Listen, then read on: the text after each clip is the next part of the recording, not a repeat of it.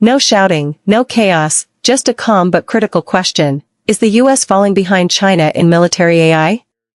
What's revealed here could shape the future of warfare.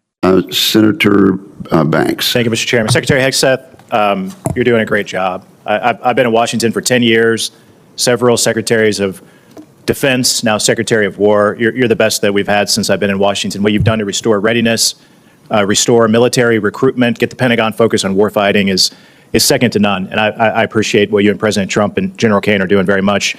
In fact, General Kane, according to the Department's 2025 China Military Power Report, quote, China believes the next revolution in military affairs will occur when militaries transition to intelligentized warfare and fully integrate artificial intelligence, big data, advanced computing, and other technologies into the joint force, end quote. Can you describe, General, in greater detail how the PLA is using AI to enhance its military capabilities? You bet, Senator. They are attempting to integrate AI across the range of their warfighting functions, which extends to command and control, information advantage, intelligence, certainly kinetic and non-kinetic capabilities, and to a certain extent sustainment. I'll note that so are we, and in many cases we are out in front of them. I want to commend our chief digital and artificial intelligence officers inside the joint force at the COCOMs with the services, who are also leaning very far in as we march towards a digitized joint force that allows us to see and command and control the force better. The China Military Power Report also goes on to note that the Chinese AI sector remains, quote, constrained by its limited access to high-performance AI chips. General Kane, how big of an advantage is it for the American warfighter that America's arsenal of compute is bigger than China's? Sir, it's critical to us, and while I acknowledge there's all kinds of chip issues in this, it is important to us to continue to scale at that. And I'll highlight a lot of the work going on up at Fort Meade that the committee's helped to advance in the cyber capabilities. So we appreciate the help with that. If that advantage were eroded and China were able to develop more advanced AI capabilities as a result, what are some of the potential consequences for American warfighters? Well, sir, it could certainly put us at risk, and that's why we're leaning in so hard. There's always a balance between commerce and protection. I acknowledge those are policy matters, I think, is what you're starting to get towards. But on a pure military-only standpoint, we would see some defense in depth eroded from that. Secretary Hegseth, do you agree that enhanced Chinese AI capabilities could put American service members at risk? Senator, we absolutely have to stay ahead. The advantage that AI provides apply to any number of capabilities, whether it's domain awareness, targeting cycles, you name it, AI and leveraging it, and that's why we've made it the forefront. I mean, it's AI first with everything that we do, integrating it at every potential echelon to ensure we can respond faster. If we're better at that than any adversary is, it's going to give us an advantage, and we have to maintain that. I agree. Do you agree that we should do everything in our power to ensure that American service members go into battle with an overwhelming and fear-inducing technological advantage, particularly with AI? Always. Overwhelming is the goal in every scenario. Earlier this year, the Pentagon issued updated guidelines that prohibit department funds from supporting grants and contracts involving fundamental research collaboration with blacklisted Chinese entities. How important are those restrictions to safeguarding our technological leadership?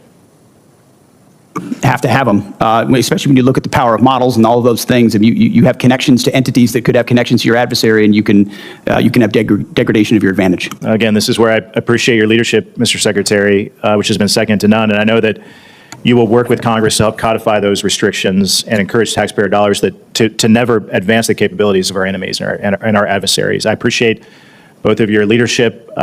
We've come a long way in a couple of years the night and day difference between the last administration and this administration is apparent to every Hoosier that I talk to. So I appreciate your leadership. I yield back. Thank you. This exchange may not have the fireworks of a typical political clash, but its significance runs much deeper.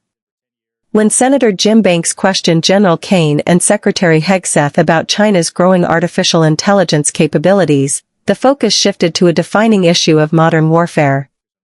The conversation wasn't about past conflicts, it was about the next one. And in that future, dominance won't just depend on troops or weapons, but on data, algorithms, and speed of decision-making. China's strategy, as outlined in the Department of Defense's own report, is centered on what's called intelligentized warfare. That means integrating AI into everything, from command systems to targeting and logistics. General Kane made it clear, China is pushing AI across every layer of its military. But he also emphasized that the United States is not standing still. In fact, in several areas, the U.S. remains ahead. Still, that advantage is not guaranteed. It has to be protected and expanded. One of the most critical points raised was access to advanced AI chips. These chips are the backbone of modern artificial intelligence systems. Right now, the U.S. holds an edge, but if that advantage slips, the consequences could be serious.